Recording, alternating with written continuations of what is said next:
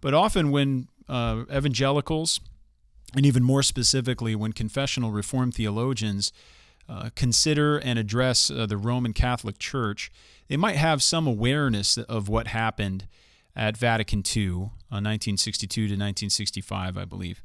But yet they don't realize perhaps maybe how different the church is, at least in its view of other religions, post-Vatican II. And so the tendency I have found, even in contemporary treatments of Roman Catholicism, is we're dealing with a version of the church from 500 years ago.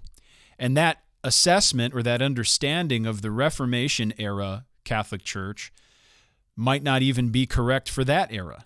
So can you explain to us a little bit? I know this is an enormous topic, but if you could explain to us a little bit of your history and your familiarity with the Roman Catholic Church and really what Vatican II means for us today as evangelicals and as Reformed people. Yeah, well, Vatican II is the main prism through which we have to look at the Catholic Church, and everything that the Catholic Church is today needs to be filtered through Vatican II. And if we miss this kind of homework, we miss the whole point of addressing it fairly, with addressing it in its own terms, and then evaluating it appropriately. So when I began studying the evangelical assessments of, broadly speaking, Roman Catholicism, I began to see that there was a missing point. On the one hand, much of the theological analysis was based on the confessional controversies of the 17th and 18th centuries.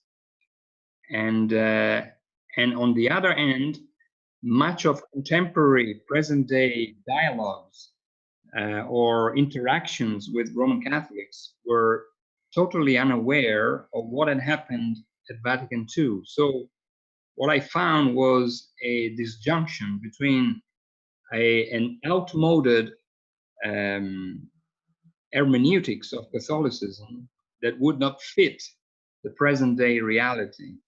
And so I also became concerned in observing the fact that some evangelicals or some evangelical theologians would then end up in very superficial analysis of present-day Roman Catholic trends, not understanding what was going on and what was at stake in what they were saying. So I began to see that the crucial importance of studying Vatican II as a way of beginning to provide a theological hermeneutics of present-day Catholicism. And looking around, I found that there was not much that had been done in Reformed evangelical circles. David Wells wrote a book in if I'm not mistaken, in 77, 10 years after Vatican II. But it was a brilliant book, but with full of questions and with no answers. Full of questions of a Reformed theologian trying to grapple with Vatican II and not finding a coherent framework there. And so leaving the reader with a set of questions, open questions, awaiting for someone else to answer. And that was pretty, what was out there was pretty much, that kind of book. The other great influence, of course, was Gerrit Berkouwer, who wrote a book as Vatican II was still going on.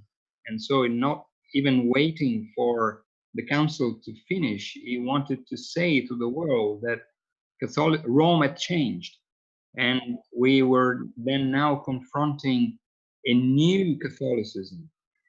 And so between these two poles, the set of questions, open questions presented by Wells, and the superficial analysis of Berkouwer with regards to the new Catholicism, evangelicals and even Reformed people began to interact with Rome, not having done a proper homework. And so finding themselves to juggle with bits and pieces of Catholicism and not really coming to a coherent, comprehensive understanding of what was going on. And the reality then on the ground is that ecumenism filtered in, shallow views of unity began to gain ground, and so on and so forth. And that was the initial background of my work back then.